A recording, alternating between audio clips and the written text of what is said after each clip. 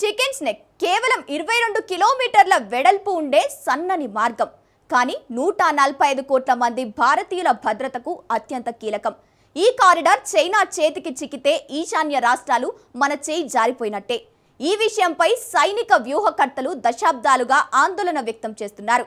కానీ వెస్ట్ బెంగాల్లో మమతా సర్కారు సహకారం లేక కేంద్రం ఈ ప్రాంతంపై ఎక్కువ ఫోకస్ చేయలేకపోయింది.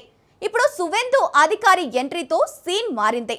భారత రక్షణకు అత్యంత కీలకమైన చికెన్ స్నేక్ ను కేంద్రానికి అప్పగిస్తూ సంచలన నిర్ణయం తీసుకున్నారాయన. ఆ నిర్ణయమే శత్రువుల వెన్నులో వణుకు పుట్టేస్తోంది. ఇప్పుడు ఇంతకు సిలిగురి కారిడార్ ను కేంద్రానికి అప్పగించడం ద్వారా జరిగే కీలక మార్పేంటి? సువేందు సర్కారు నిర్ణయంతో chicken snake corridor iron neck గా మారబోతుందా? చైనా బంగ్లాదేశ్ కు చెక్ పెట్టే వ్యూహాలేంటి? Let's watch. భారత రక్షణ కోసం సీఎం సువేందు మరో సంచలన నిర్ణయం. సెన్సిటివ్ కారిడార్ను కేంద్రానికి అప్పగించిన ముఖ్యమంత్రి. Chicken snake corridor iron neck గా మారే సమయం వచ్చిందా? చికెన్ స్నేక్ ఈ పేరు వింటే మొదట గుర్తొచ్చేది బంగ్లాదేశ్ మాజీ ప్రధాని యూనస్ పేరే. ఎందుకంటే గత ఏడాది ఈ కారిడార్ కేరాఫ్ గా కానింగ్ యూనస్ ఆడిన డర్టీ గేమ్స్ అన్ని ఇన్ని కావు. 2025 మార్చిలో చైనా పర్యటనలో యూనస్ 7 సిస్టర్స్ ప్రస్తావన చేయడానికి రీజన్ ఈ కారిడారే. భారత్లోని తూర్పు ప్రాంతమైన 7 రాష్ట్రాలను 7 సిస్టర్స్ అని పిలుస్తారు. ఈ రాష్ట్రాలు బంగ్లాతో భూ పరివేష్టితమై ఉన్నాయి. సముద్రాన్ని చేరుకోవడానికి వారికి మరో మార్గం లేదు అని నోటికొచ్చింది వాగేశాడు. అంతేకాదు ఈ ప్రాంతంలో బంగ్లాదేశ్ ని సముద్రానికి ఏకైక సంరక్షకుడు అని అభివర్ణిస్తూ చైనా ఆర్థిక వ్యవస్థ విస్తరణకు ఇదో గొప్ప అవకాశం కావచ్చన్నాడు. నాడు యూనిస్ బీజింగ్ కు వెళ్లింది పెట్టుబడులు తీసుకున్న అప్పులపై వడ్డీలు తగ్గించమని వేడుకోవడానికి. అక్కడ రెండో దేశం పేరును ప్రస్తావించాల్సిన అవసరం యూనిస్ కు లేదు. కానీ చైనాతో దోస్తీ కోసం వాంటెడ్ గా భారత్ పేరెత్తాడు. నీకు నాకు ఒక్కరే శత్రువు అని చైనాకు చెప్పే ప్రయత్నం చేశాడు. తనతో చేతులు కలిపితే భారత్ ను నాశనం చేయొచ్చనే సంకేతాలు ఇచ్చాడు. సింపుల్ గా చెప్పాలంటే చైనాతో స్నేహం కోసం భారత భద్రతని తాకట్టు పెట్టడానికి సిద్ధమయ్యాడు. ఇదంతా సిలిగురి కారిడార్లో భారత బలహీనత గురించి తెలిసే చేశాడు. ఇప్పుడు అది చికెన్ స్నేక్ శత్రువుల పాలిట మృత్యువుగా మారబోతోంది. ఎందుకంటే బెంగాల్లోని సువేందు ప్రభుత్వం ఆ కీలక కారిడార్ను కేంద్రం చేతికి ఇచ్చేసింది. అయితే చికెన్ స్నేక్ కారిడార్ను కేంద్రానికి అప్పగించడం ఎందుకంత కీలకం? 15 ఏళ్ల పాలనలో మమతా బెనర్జీ చేయని పని సువేందు అధికారి 15 రోజుల్లోనే ఎలా చేశారు?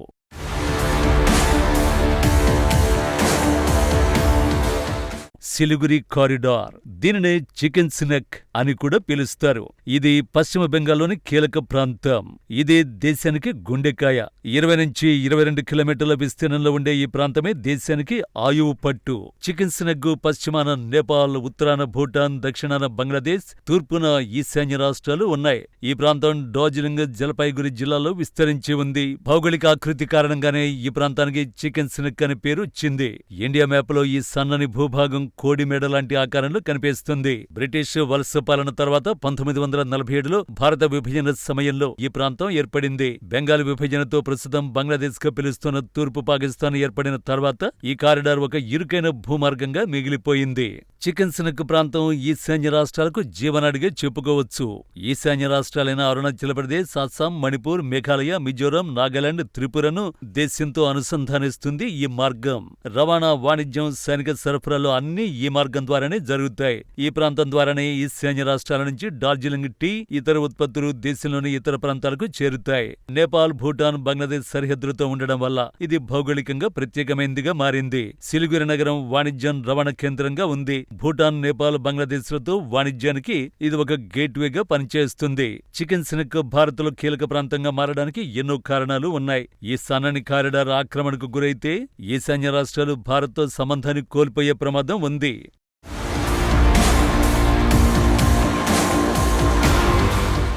నిజానికి చైనా ఎప్పటికైనా కొన్ని దేశాల సహాయంతో ఈ ప్రాంతాన్ని ఆక్రమిస్తుందనే ఆందోళన చాలా కాలంగా ఉంది.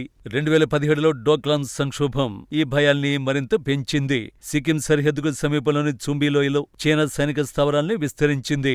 2021లో శాటిలైట్ ఫోటోలు ఈ ప్రాంతంలో చైనా రోడ్లు, హెలిప్యాడ్లు, ఆయుధ గిడ్డంగుల నిర్మాణాన్ని స్పష్టం చేశాయి. ఈ లోయ నుండి చికెన్ స్నెక్ దూరం కేవలం 130 కిలోమీటర్లు కావడంతో ఇది భారతదేశ ఈశాన్య రాష్ట్రాలను లక్ష్యంగా చేసిన వ్యూహాత్మక కదలికగా రక్షణ నిపుణులు హెచ్చరించారు. భారత రక్షణ మంత్రిత్వ శాఖ 2022 నివేదికలో ఈ ప్రాంతంలో చైనా కార్యకలాపాలు ఆందోళనకరమని పేర్కొంది. మరోవైపు బంగ్లాదేశ్ నుంచి అక్రమ చొరబాట్లు ప్రధాన సమస్యగా మారింది. డ్రగ్స్, ఆయుధాల రవాణా వంటి సమస్యలు ఈ ప్రాంతాన్ని దేశ భద్రత దృష్ట్యా కీలకం చేసే 2019 హోంమంత్రిత్వ శాఖ నివేదిక ప్రకారం బంగ్లాదేశ్ నుండి సుమారు 1.5 కోట్ల మంది అక్రమ వలసదారులు భారత్లోకి ప్రవేశించారని అంచనా. 2021లో బీఎస్ఎఫ్ సిలిగురి సెక్టార్లో 3,500 మంది చొరబాటుదారుల్ని అరెస్ట్ చేసింది. వీరిలో ఎక్కువ మంది బంగ్లాదేశ్ నుండి వచ్చిన వారే. మయన్మార్ నుంచి రోహింగ్యా శరణార్థులు బంగ్లాదేశ్ ద్వారా చికెన్ స్నెక్ మీదుగా భారత్లోకి ప్రవేశించారు. 2018లో జాతీయ భద్రతా సలహాదారు అజిత్ దోవల్ ఈ చొరబాట్లు ఈశాన్య రాష్ట్రాల జనాభా సమతుల్యతను దెబ్బతీస్తున్నాయని హెచ్చరించారు. కానీ బెంగాల్లో మమతా ప్రభుత్వం కేంద్రానికి సహకరించకపోవడంతో ఎటువంటి చర్యలు తీసుకోలేకపోయారు. ఎట్టకేలకు బీజేపీ సర్కార్ ఏర్పాటుతో ఇప్పుడు చికెన్ స్నెక్ కారిడార్ పై ఫోకస్ పెట్టారు.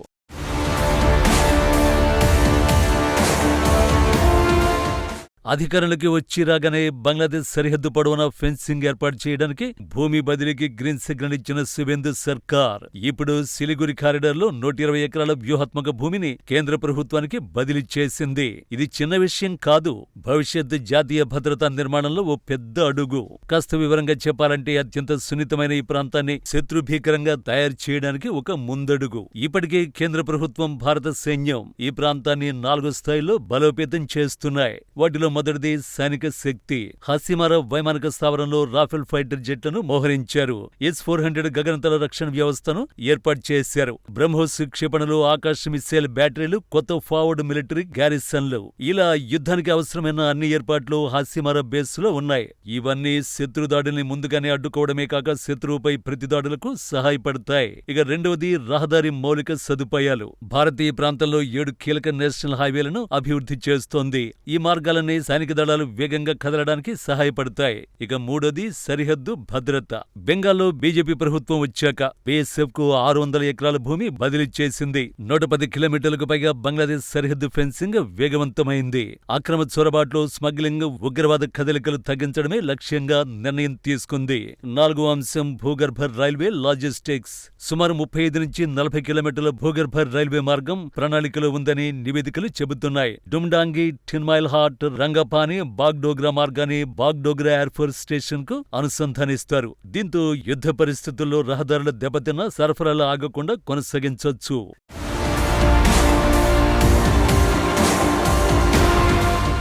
రక్షణ నిపుణుల అభిప్రాయం ప్రకారం 1971 బంగ్లాదేశ్ యుద్ధం తర్వాత భారత్ ఈ ప్రాంతాన్ని మరింత విస్తరించే అవకాశం ఉపయోగించుకోలేకపోయింది. అప్పుడే ఈ భూభాగ భద్రతను శాశ్వతంగా బలోపేతం చేసి ఉంటే ఈ రోజు చికెన్ స్నెక్ అంత ప్రమాదకర బలహీనతగా ఉండేది కాదంటున్నారు.